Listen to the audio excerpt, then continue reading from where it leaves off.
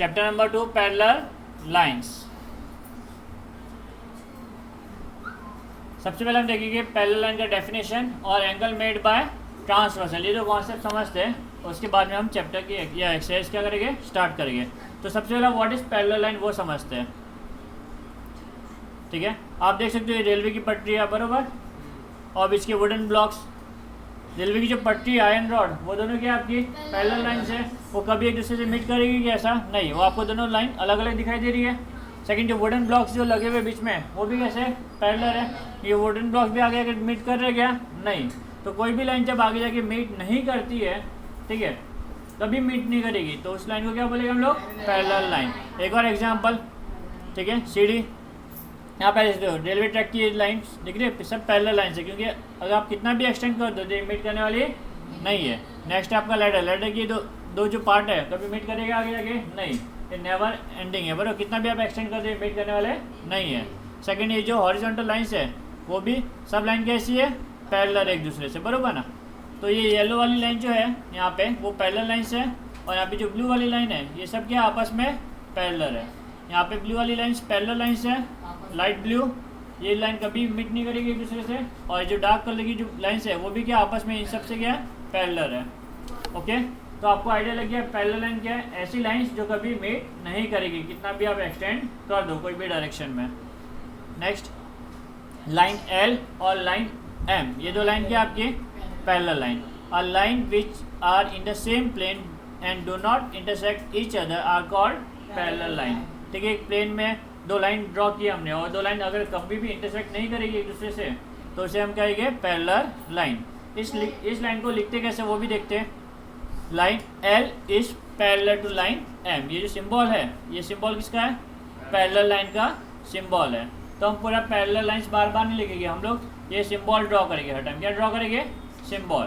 तो हम इसे लिखेंगे line L is parallel to line M. Okay, next transversal. What is transversal? दो लाइन को जब लाइन कट कर रहा है तो हम क्या बोलेंगे? ट्रांसवर्सल। ये पहली लाइन, ये दूसरी लाइन, दो लाइन है, कोई भी लाइन, जरूरी नहीं लाइन पैरेलल होनी चाहिए, कोई भी लाइन, दो लाइन है, और दो लाइन को अगर एक और लाइन कट करिए अलग अलग पॉइंट्स में तो क्या होगा? ट्रांसवर्सल। जैसे यहाँ पे दो लाइन कौन सी है? एल और एम। ये दो लाइन को लाइन एन क्या करिए? कट करिए at two distinct point, at two distinct point, तो हम बोलेंगे कि एन जो है वो क्या आपका? ट्रांसवर्सल है। ठीक है, ए एन बी। और लाइन विच इंटरसेक्ट टू और more line at distinct points is called a transversal, बरोबर ना। तो ये लाइन एल और लाइन एम क्या है? एन क्या कर रहा है? लाइन एन क्या कर रहा है? इन दोनों लाइन को क्या कर रहा है? ट्रांसवर्स कर रहा है। क्या कर रहा है? ट्रांसवर्स। तो पैरेलल लाइन समझा आपको, ट्रांसवर्सल लाइन समझा आपको, दो लाइन को जो लाइन कट करती है उसको क्या बोलते हैं? Transversal. Next, angle made by transversal. जब दो लाइन को ट्रांसवर्सल कट करता है तो कितने एंगल्स फॉर्म होते हैं वो देखिए। ये आपका पहला लाइन, ये आपका दूसरा लाइन, ठीक है, और ये ट्रांसवर्सल, 1 2 3 4, ये 4 एंगल बन गए। नीचे 5 6 7 8, तो ये आपका ऑब्जेक्टिव भी है। दो लाइन को अगर ट्रांसवर्सल कट करेगा तो कितने एंगल्स फॉर्म हो गए? 8 एंगल्स फॉर्म हो गए। कितने हो गए? 8। अब पेयर ऑफ करस्पॉन्डिंग एंगल, इसमें अगर आपको करस्पॉन्डिंग एंगल्स देखना है तो कौन से करस्पॉन्डिंग होगा? 3 और 7, ठीक है। ये आपका लेटर एफ के जैसे रिसेंबल कर रहा है, नहीं कर रहा है ये? तो एफ जो लेटर है वो क्या आपका? करस्पॉन्डिंग एंगल, ठीक है। इसी का मिरर इमेज, इसी का मिरर इमेज 3 एंड 7, इसी का मिरर इमेज देखिए तो नहीं, मिरर नहीं, पहले हम देखते ही है उल्टा इन्वर्टेड इमेज। क्या? इन्वर्टेड इमेज 2 और 6, 2 और 6 क्या हुआ आपका? करस्पॉन्डिंग एंगल, ठीक है। ये इन्वर्टेड इमेज है, एफ को हमने उल्टा कर दिया, करेक्ट। ये एफ से मिलता जुलता लेटर है, रिसेंबल होता हुआ लेटर है, बट हमने क्या किया? एफ को उल्टा एफ लिख दिया, करेक्ट। अगेन ये दो हो गए। तीसरा 4 एंड 8, ये आपका मिरर इमेज है। क्या है ये? एफ का मिरर इमेज, करेक्ट। ऐसे एंगल जो फॉर्म होगा वो क्या होगा? Corresponding angle. और इसके अलावा उल्टे एफ का मिरर इमेज, करेक्ट, 1 एंड 5। तो ये 4 एंगल्स की जो पेयर है, 4 पेयर जो आपने अभी यहाँ पे देखी, सभी के सभी क्या है? ये आपके करस्पॉन्डिंग एंगल। ये किससे फॉर्म हुआ? लेटर एफ से रिसेंबल हो रहा था, बरोबर। और ये किससे हुआ था? Inverted F. इन्वर्टेड एफ ये एफ का मिरर इमेज, ये इन्वर्टेड एफ का मिरर इमेज, करेक्ट। इस तरीके से आपके 4 पैर बनेंगे करस्पॉन्डिंग एंगल। कितने बनेंगे? 4 पैर्स। तो ये एंगल कैसे बने आपके? लेटर एफ से रिसेंबल करते हैं, बरोबर। 3 और 7 किससे बने? लेटर एफ से रिसेंबल करने वाले। और एक 2 और 7 के आपके इन्वर्टेड एफ 2 एंड 7 जो बना, ये आपका कैसे बना? इन्वर्टेड एफ इससे रिसेंबल करता है, करेक्ट। ये इसका एग्जाम्पल, ये इसका एग्जाम्पल, ठीक है। 4 और 8 के आपके 4 और 8 आपका मिरर इमेज, बरोबर। ये आपका 4 और 8 का एग्जाम्पल। और 1 और 5, एक मिनट, 4 और 1 एंड 5, करेक्ट। ऊपर वाले का मिरर इमेज, करेक्ट। तो इस तरीके से आप आइडेंटिफाई कर सकते हो, रिकग्निशन के लिए इसको यूज कर सकते हो, ठीक है ना, कौन से एंगल करस्पॉन्डिंग एंगल्स है। Okay, now moving ahead. Angles made by transversal again pair of alternate interior angle. क्या? Alternate interior angle. तो ऑल्टरनेट इंटीरियर एंगल किससे फॉर्म हो गए? देखो 4 और 6 यहाँ पे जो लेटर किससे रिसेंबल कर रहा है? जेड से, करेक्ट। तो जेड जो है आपका वो क्या होगा? आपका ऑल्टरनेट एंगल। तो हम बोल सकते हैं 4 and angle 6 are alternate interior angle, ठीक है। और उसका मिरर इमेज 3 और 5, ठीक है। जेड से, जेड का क्या है? ये आपका मिरर इमेज, तो विच कम्स टू 3 एंड 5। ये भी आपका ऑल्टरनेट इंटीरियर एंगल। अब ऑल्टरनेट इंटीरियर एंगल करने के बाद में हम मूव करते हैं ऑल्टरनेट एक्सटीरियर एंगल, ठीक है। ऑल्टरनेट एक्सटीरियर एंगल हम इसके लिए सबसे पहले ऑल्टरनेट एंगल्स देखेंगे। और ऑल्टरनेट एंगल जो है उसके ऊपर वाले, कौन सा? उसके ऊपर वाले एंगल्स को हम लोग लिखेंगे। एक्सटीरियर मतलब देखो ये एंगल 4 था, 4 के ऊपर कौन सा था? 1, और 6 के नीचे क्या है? 7। तो एक ऊपर वाला और एक नीचे वाला एंगल। तो angle 1 and angle 7 are alternate exterior angle. Again 3 के ऊपर वाला 2 और 5 के नीचे वाला 8। तो 3 and 8 are alternate exterior angle. 2 and 8 are alternate exterior angle. समझा आपको ये? ऑल्टरनेट इंटीरियर भी समझा, ऑल्टरनेट एक्सटीरियर भी समझा आपको ये। अब ये ऑल्टरनेट इंटीरियर किससे रिसेंबल करता है? Letter Z. 4 और 6 जो था वो लेटर जेड से रिसेंबल करता है। और 3 और जो 5 है वो किससे रिसेंबल कर रहा है? मिरर इमेज ऑफ जेड, ठीक है, मिरर इमेज ऑफ जेड। अब ऑल्टरनेट एक्सटीरियर एंगल, ठीक है, जो जेड है, जेड के वहाँ पे जो एंगल फॉर्म होता है उसके ऊपर वाला एंगल, और जेड के वहाँ पे जो एंगल फॉर्म होता है उससे नीचे वाला एंगल, ये आपके ऑल्टरनेट एक्सटीरियर एंगल। यहाँ पे मिरर इमेज ले लेते हैं अगेन जेड का, करेक्ट। अगेन ये जो एंगल है उसके ऊपर वाला एंगल, और यहाँ पे जो एंगल फॉर्म हुआ उसके नीचे वाला एंगल, ठीक है। इसको आप ओरिजिनल डायग्राम से कंपेयर करो तो आपको क्लिक हो जाएगा, ठीक है। थोड़ा प्रैक्टिस थरो करना इस चीज़ का, अगर ये आएगा तो आपको सम्स में ज़्यादा प्रॉब्लम नहीं होगी। Next, pair of interior angles, ठीक है। इंटीरियर एंगल कौन से? 3 और 6 क्या कहलाएंगे आपके? Interior angle. और ये लेटर कौन से? लेटर सिंबल सी से रिसेंबल करता है। तो 3 एंड 6 आर इंटीरियर एंगल्स। और दूसरा mirror image of C 4 and 5, ठीक है, ये आपका mirror image of letter C, correct. तो ये आपका इंटीरियर एंगल रिसेंबल करता है लेटर सी से, और ये मिरर इमेज ऑफ सी, ठीक है, रिसेंबल करने वाला letters. Next, pair of angles, linear pair. देखो ये 3 जो हमने देखा, करस्पॉन्डिंग, ऑल्टरनेट और इंटीरियर, इसके अलावा आपको लीनियर पेयर और वर्टिकली ऑपोजिट एंगल क्या होता है पता होना ज़रूरी है, तो आपका चैप्टर हो जाएगा एकदम ईजी। तो what is linear pair angle वो समझते हैं हम लोग, ठीक है।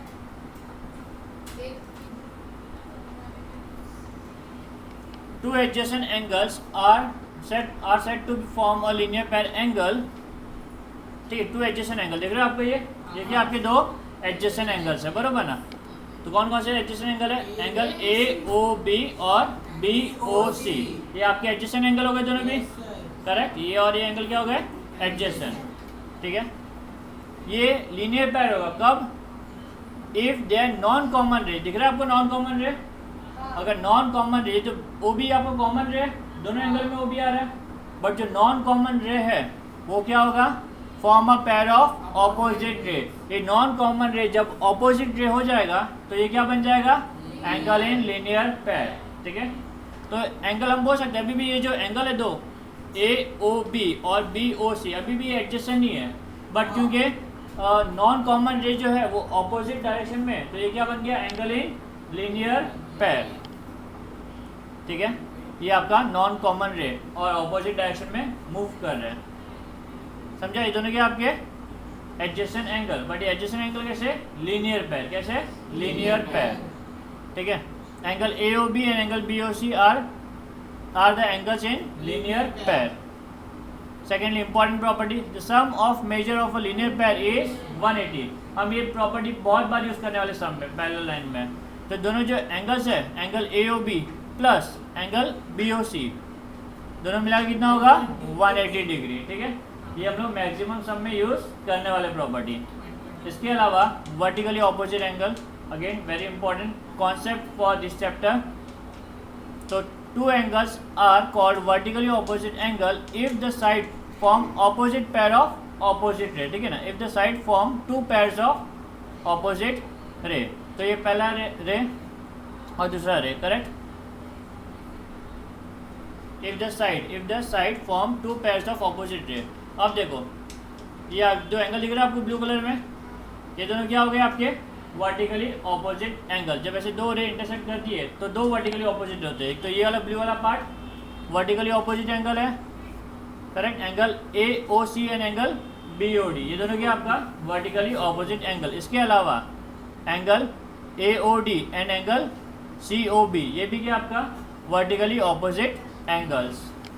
तो सब में इसे हम कई बार यूज करेंगे, एक तो एंगल इन लीनियर पेयर और एक angle in vertically opposite angle. ये दोनों प्रॉपर्टी हम लोग मैक्सिमम सब में यूज करने वाले, लगभग हर सब में ये जो प्रॉपर्टी भी यूज होगी, ठीक है। समझा आपको वर्टिकली ऑपोजिट एंगल कैसे होते हैं?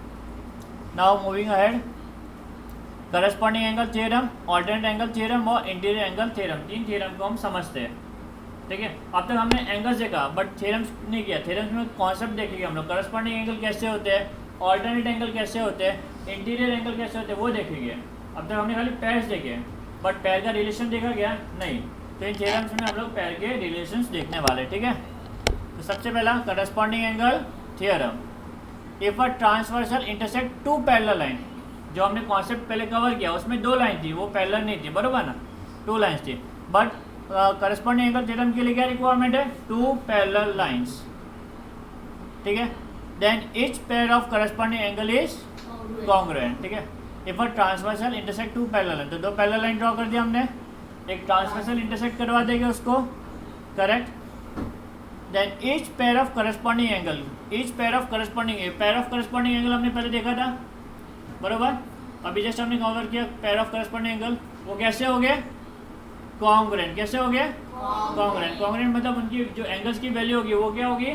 सेम। जैसे कि देखो अभी यहाँ पे पहला कंडीशन, लाइन एल और लाइन एम दोनों भी क्या है? पैरेलल है। देन हम क्या बोल सकते हैं? Angle 1 is congruent to angle 5, ठीक है। Angle 1 is congruent to angle 5। देखिए आपका इन्वर्टेड एफ का मिरर इमेज है, इन्वर्टेड एफ का मिरर इमेज है 2 और 6, ये आपका इन्वर्टेड एफ है, ये दोनों भी कॉन्ग्रुएंट हो गए, ये दोनों भी एंगल क्या हो गए? कॉन्ग्रुएंट। अब 3 और 5 आपका एफ से डिसेंबल करने वाला लेटर है, 3 और 7, ये दोनों भी जो पेयर ऑफ करस्पॉन्डिंग एंगल है वो क्या हो गए? कॉन्ग्रुएंट हो गए। एंड लास्टली एफ का मिरर इमेज 4 और 8, ये भी आपकी क्या है? पेयर ऑफ करस्पॉन्डिंग एंगल, और ये क्या हो गए? कॉन्ग्रुएंट। तो all pairs of corresponding angles formed by two parallel line and transversals are congruent, ठीक है। तो pair of corresponding angles are congruent, when lines are parallel. Okay, ये आपका थ्योरम कहता है. Next, alternate angle theorems. If a transversal intersect two parallel line, again alternate angle theorem कब apply होगा? जब दो लाइन कैसे होगी? Parallel.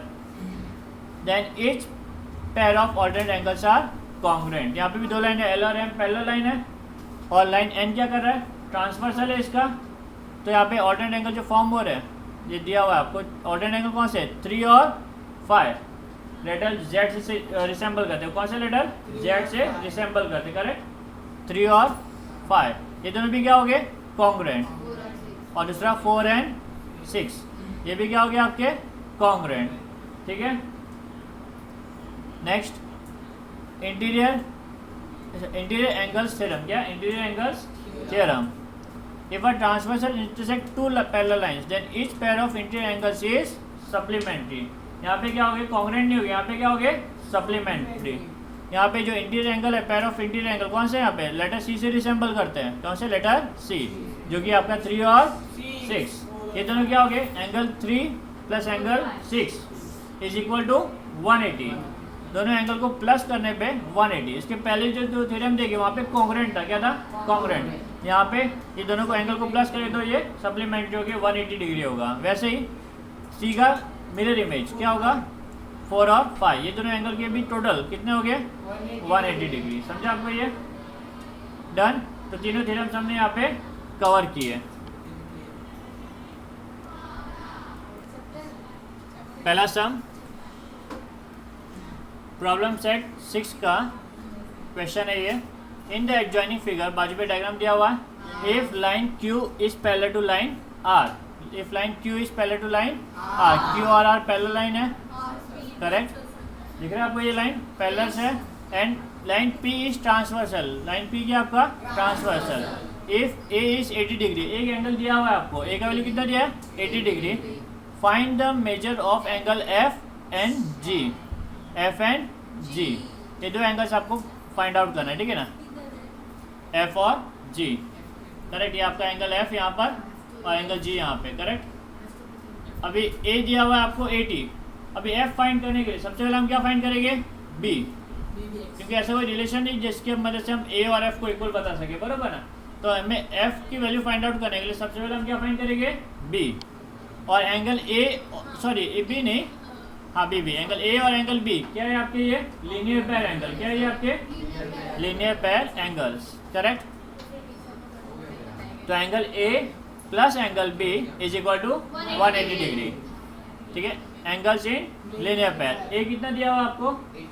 80 degree. Therefore 80 plus B equal to 180 degree. Therefore B equal to 180 minus 80 which will give you 100. आपको B मिल गया.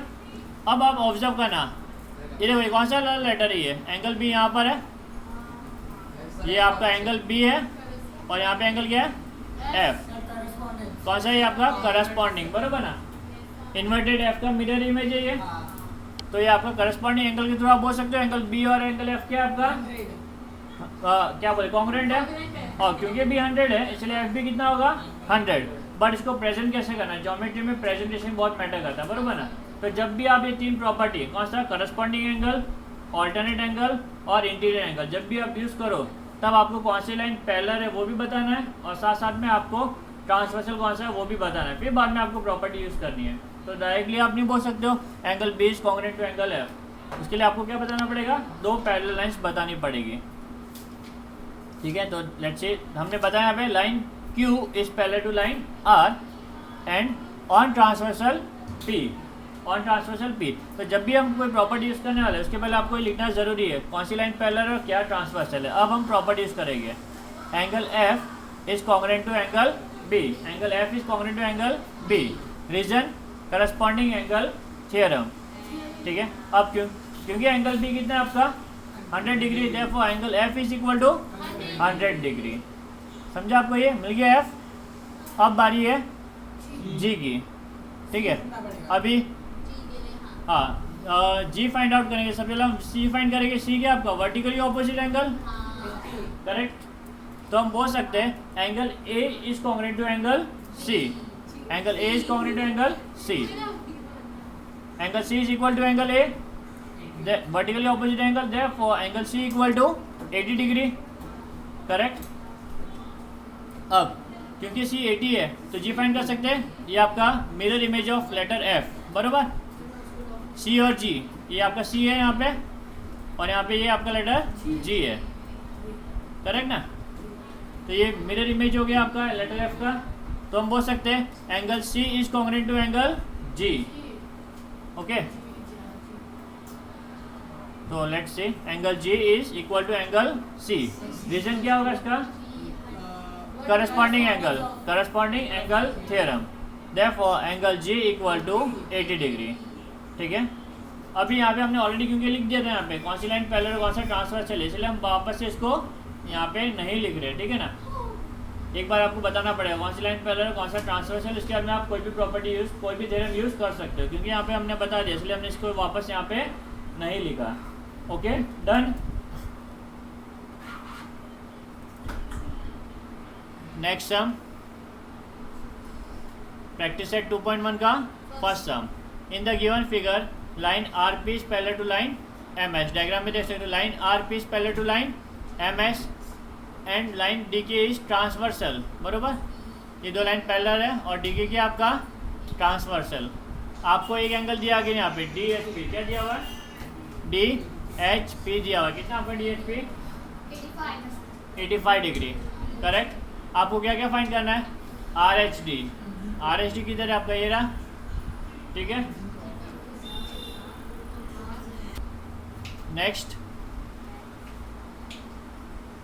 P H जी कहाँ पर है? पी एच जी, आप देखो फ्लो करो, पी एच जी, यहाँ पे ये एंगल बन गया आपका, correct. Next H G S यानी कि ये वाला एंगल, और एम जी के यानी कि ये वाला एंगल, करेक्ट। ये चार एंगल आपको फाइंड आउट करना है इस सम में, ओके। तो सबसे पहला are H D, angle D H P कितना दिया है? 85। तो आर एच डी कितना होगा? बाजू वाला एंगल है, और ये कौन सा एंगल है? लीनियर पैर। आराम से हम लीनियर पैर की मदद से बता सकते हैं। तो हम स्टार्ट करते हैं, पहला D H P plus angle D H R या R H D equal to 180 degree. Reason angles in linear pair, अब डी एच पी आपको दिया हुआ 85, कितना दिया हुआ है?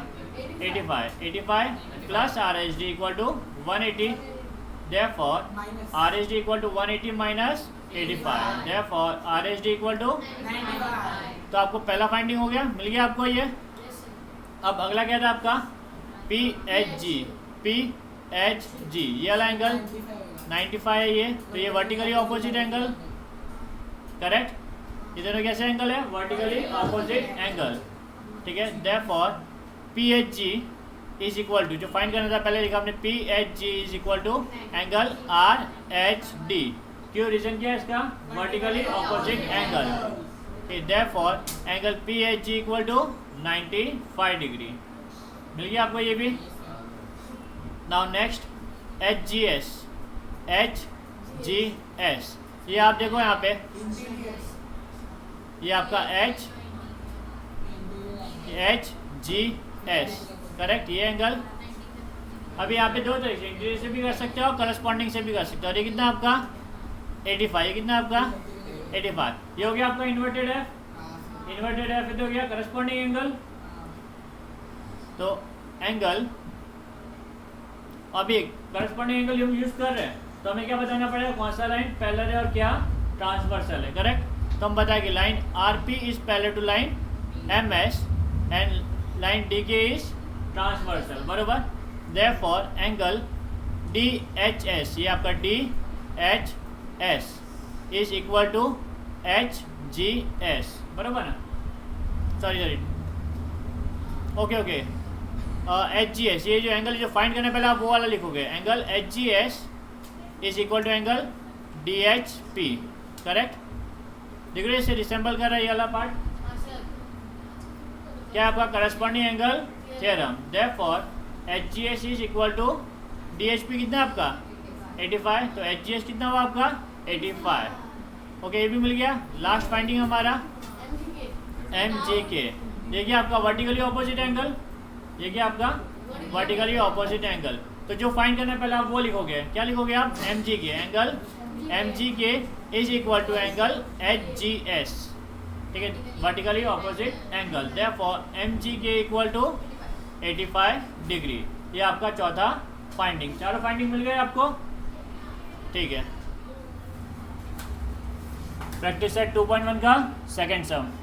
इन the given figure line P and Q and line L and M are transversal, ठीक है। Line P is parallel to line Q and line L and line M are transversal. तो दो पैरेलल लाइन है, कौन सी line parallel है, P और Q, और दो ट्रांसवर्सल है यहाँ पे, लाइन एल और एम। दो पैरेलल लाइन और दो transversal. Sum of the measure of some angles are shown, hence find the measure of angle A. Angle जैसे दो लाइन पैरेलल है, ये दो ट्रांसवर्सल है, आपको फाइंड करना है measure angle A, measure angle B, measure angle C and measure angle D.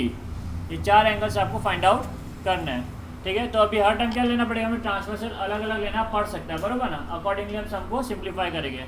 तो सबसे पहले आपको क्या फाइंड आउट करना है, ए कैसे फाइंड आउट कर सकते हो आप, angle in linear pair, correct. तो हम सबसे पहले लिखेंगे एंगल इन लीनियर पेयर के लिए कुछ लिखने की जरूरत नहीं है, आप डायरेक्टली लीनियर पेयर बता सकते हो, ठीक है। तो angle A plus 110 equal to 180, because adjacent angles are supplementary, बरोबर ना। जब एंगल लीनियर पेयर में होगा तो आजू बाजू वाले एंगल कितने हो गए, 180 डिग्री। रीजन क्या होगा इसका, angle in linear pair. Therefore measure angle A equal to 180 minus 110, therefore measure angle A equal to 70 degree. पहला मिल गया आपको ए। अब है बी फाइंड करना है आपको। तो बी एंगल कैसे फाइंड करेंगे हम लोग, तो सबसे पहला हम यहाँ पे एक एंगल लेंगे ई, क्या नाम दे देंगे उसको, ई, ठीक है। बी को प्रूफ करने के लिए, बी को फाइंड करने के लिए सबसे पहले हम एंगल ई फाइंड करेंगे। एक बार आपको एंगल ई मिल गया, उसकी मदद से आप एंगल बी फाइंड आउट कर सकते हो, बरोबर ना। क्योंकि लाइन पी और क्यू पैरेलल है और ये जो एंगल है वो ट्रांसवर्सल एल पे आ रहा है। कौन सी ट्रांसवर्सल पे आ रहा है, एल, ठीक है। तो अगर आपको ई मिल जाएगा तो आपको बी भी मिल जाएगा, वर्टिकली ऑपोजिट एंगल या इंटीरियर एंगल। क्या यूज़ करेंगे अब हम लोग, नहीं, करस्पॉन्डिंग भी कर सकते हैं, इंटीरियर भी कर सकते हैं। अगर आप इंटीरियर यूज़ करोगे तो 110 प्लस ई इक्वल टू 180 होगा, और अगर आप करस्पॉन्डिंग एंगल बताओगे तो 70 is equal to angle E, angle E is equal to angle A, corresponding angle, ठीक है। Name an angle E has shown in the figure. आपको फिगर में एंगल ई करके लिखा हुआ नहीं था, तो आपको डायग्राम बनाना है, डायग्राम बता के एंगल ई शो करना है उस डायग्राम में, और फिर आपको सम सिंप्लीफाई करना है। अब आप बोलोगे line P and is parallel to line Q, line P is parallel to line Q, given transversal कौन सा आपका, line L. On transversal L measure angle E is equal to measure angle A, measure angle E is equal to measure angle A. Therefore reason क्या है, corresponding angle theorem. Therefore measure angle E equal to 70 degree. समझा आपको ये। Again आप इसको interior से भी बता सकते थे, बट हमने यहाँ पे करस्पॉन्डिंग एंगल थ्योरम का यूज़ किया है, ठीक है। ओके, तो आपको ई मिल गया। अब ई मिल गया तो आप बी भी इक्वल बता सकते हो, वर्टिकली ऑपोजिट एंगल, ठीक है। Measure angle B equal to measure angle E, vertically opposite angle. Therefore measure angle B equal to 70 degree, ठीक है। ये आपका हो गया सेकेंड फाइंडिंग। ए और बी के बारे में अब बारी है सी की। अगर आप देखोगे सी जो है वो ट्रांसवर्सल कौन से, एम पे लाई कर रहा है। कौन से ट्रांसवर्सल पे लाई कर रहा है, एम, ठीक है। पी क्यू लाइन पैरेलल है, एम ट्रांसवर्सल होगा तब एंगल सी फॉर्म होगा, करेक्ट। और सी का वैल्यू कितना होगा, 115, करस्पॉन्डिंग एंगल थ्योरम, ठीक है। तो जब भी हम करस्पॉन्डिंग एंगल थ्योरम यूज़ करेंगे तो सबसे पहला लाइन कौन सी पैरेलल है, कौन सा ट्रांसवर्सल है वो बताना ज़रूरी है। तो अब हम बताएंगे line P is parallel to line Q on transversal M, ठीक है। क्या बोलेंगे, angle C equal to 115 degree. Directly बोल सकते हैं करस्पॉन्डिंग एंगल थ्योरम। ये भी मिल गया C के बारे में। अब बाद में अब बारी है D की आप अगर ऑब्जर्व करोगे 115 plus D equal to 180 degree. Reason angles in linear pair, तो हम सीधा लिखेंगे 115 प्लस एंगल डी या D plus angle D plus 115 equal to 180 degree. Therefore angle D equal to 180 minus 115, therefore angle D equal to 65 degree. तो चारों finding हो गई हमारी। तो जब भी हमने alternate corresponding interior angle use किया तब हमने क्या किया, कौन सी लाइन पैरेलल है, कौन सा ट्रांसवर्सल है, हमने बताया। इस चीज़ का आपको ध्यान रखना, presentation is an important part in geometry. ठीक है, नेक्स्ट प्रैक्टिस है 2.1 का थर्ड सम। आपको डायग्राम दिया गया है जिसमें लाइन एल और लाइन एम दोनों भी क्या आपकी पैरेलल लाइन है। कौन सी लाइन एल और लाइन एम, ये दोनों पैरेलल है। इसके अलावा एन और पी ये भी पैरेलल है, एल और एम पैरेलल है, एन एन पी पैरेलल है, बराबर ना। पैरेलल लाइन ट्रांसवर्सल का भी काम कर रही है यहाँ पे, क्योंकि ट्रांसवर्सल क्या करता है, दो लाइन को क्या कट करता है, करेक्ट ना। आपको angle A, angle B, angle C तीनों भी फाइंड आउट करना है। ठीक है, तो कैसे करेंगे देखते हैं। सबसे पहले हम क्या करेंगे, एक एंगल का नाम लेना पड़ेगा, इसको हम लेते हैं D. Name an angle D है शोन इन द फिगर। आपको भी ऐसा ही लिखना है एग्जाम में, जब सॉल्व करें डायग्राम बनाना, डायग्राम में आपको एंगल डी बताना पड़ेगा। क्यों, क्वेश्चन में एंगल डी कहीं पे था नहीं, वो तो हम अपने आप से ले रहे हैं। तो अब हम क्या बोल सकते हैं, angle D equal to 45 degree, reason vertically opposite angle. Angle D equal to 45 degree, vertically opposite angle. Angle D मिल गया अभी। अब हम एंगल ए फाइंड आउट कर सकते हैं इसीलिए। देखो लाइन इंटीरियर, लाइन एल और लाइन एम के आपका पैरेलल है, और पी को अगर मैं ट्रांसवर्सल ले लूँ, लाइन पी को अगर मैं ट्रांसवर्सल ले लूँ तो मेरा काम हो जाएगा एंगल थ्योरम, बराबर ना। तो सबसे पहले मैं लिखूंगा लाइन, अभी ये यूज़ करने के पहले हमें पैरेलल लाइन और ट्रांसवर्सल बताना पड़ेगा। Line L and line M is parallel, बराबर। और हमने पी को क्या लिया, transversal. On transversal P, on transversal P angle D plus angle A, angle D plus angle A equal to 180 degree. Interior angle theorem, interior angle में दोनों angles का total कितना होता है 180 डिग्री। ठीक है, एंगल डी कितना आपका 45, जस्ट हमने ऊपर फाइंड आउट किया। 45 plus A equal to 180 degree, therefore angle A equal to 180 minus 45, therefore angle A equal to 135 degree. समझा आपको ये।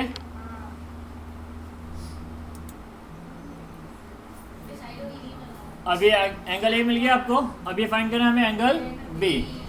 Angle B equal to angle A, angle B equal to angle A, reason vertically opposite angle, therefore angle B equal to 135 degree. मिल गया आपको B का value भी। अब है सी की बारी, ठीक है ना। अब सी के लिए क्या लिखो, एंगल सी कहाँ पे लाई कर रहा है, सबसे पहले वो देखो एंगल सी लाई कहाँ पे कर रहा है, ये दो पैरेलल लाइन एन और पी पैरेलल लाइन है, और एम ट्रांसवर्सल होगा तब एंगल सी फॉर्म हो रहा है, बरोबर, करेक्ट ना। ऐसे जो एंगल सी इस पे भी फॉर्म हो रहे हैं, दोनों पैरेलल लोग हैं और एन को ट्रांसवर्सल लोगे तो भी एंगल सी फॉर्म होगा। बट हम एन को ट्रांसवर्सल नहीं लेंगे, क्यों नहीं लेंगे, एन को इसलिए ट्रांसवर्सल नहीं लेंगे क्योंकि यहाँ पे एक भी एंगल्स का वैल्यू मुझे पता नहीं है। ठीक है, एल और एम को पैरेलल लूंगा, सॉरी एन और पी को पैरेलल लूंगा, एम को ट्रांसवर्सल लूंगा। जब मैं ऐसा करूंगा तो मैं बोल सकता हूँ angle C equal to angle B, corresponding angle, बरोबर। करस्पॉन्डिंग एंगल थ्योरम की वजह से मैं सी का वैल्यू फाइंड आउट कर सकता हूँ। बट अगेन मुझे कौन सी लाइन पैरेलल है, कौन सा ट्रांसवर्सल है बताना जरूरी है। ठीक है, अब हम बताएंगे सबसे पहला एंगल सी फाइंड करने के लिए line N is parallel to line P, P P है वो, line N is parallel to line P given on transversal M. ठीक है, angle C equal to angle B, reason corresponding angle theorem, therefore angle C equal to 135 degree.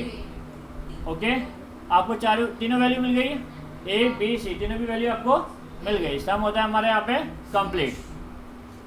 ठीक है, next practice set 2.1 का fifth some. In the given figure, line AB is parallel to line CD. AB is parallel to CD. PQ क्या आपका transversal, ये दो line parallel है, PQ आपका transversal. Measure of one of the angle is given, एक angle दिया हुआ है आपको, ठीक है, ए आर टी फाइंड करना है आपको। बी आर टी का वैल्यू दिया, किसका दिया है? B R T. आपको क्या फाइंड करना है? A R T. A R T कैसे फाइंड करोगे?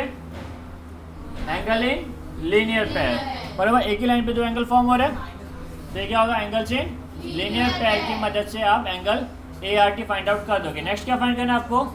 सी T Q. C T Q ये एंगल, अभी अगर आपको ए आर टी मिल जाएगा तो सी टी क्यू भी मिल जाएगा, corresponding angle, correct. Mirror image of F, correct. अब next D T Q.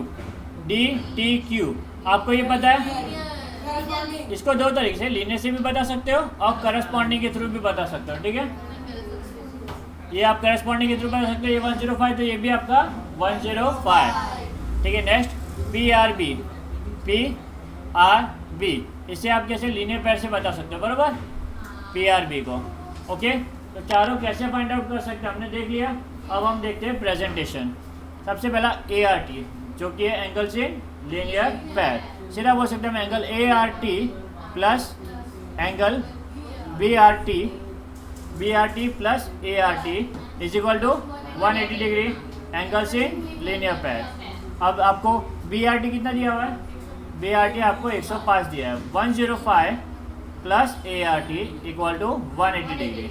Therefore A R T equal to 180 minus 105, therefore A R T equal to 75, ठीक है। मिल गया आपको पहला वैल्यू। अब आपको फाइंड करना है C T Q. C T Q क्या होगा आपका? 75। करस्पॉन्डिंग एंगल थ्योरम, बट क्योंकि करस्पॉन्डिंग एंगल थ्योरम आया, अब हम बताएं कि लाइन कौन सी पैरेलल है, कौन सा ट्रांसवर्सल है।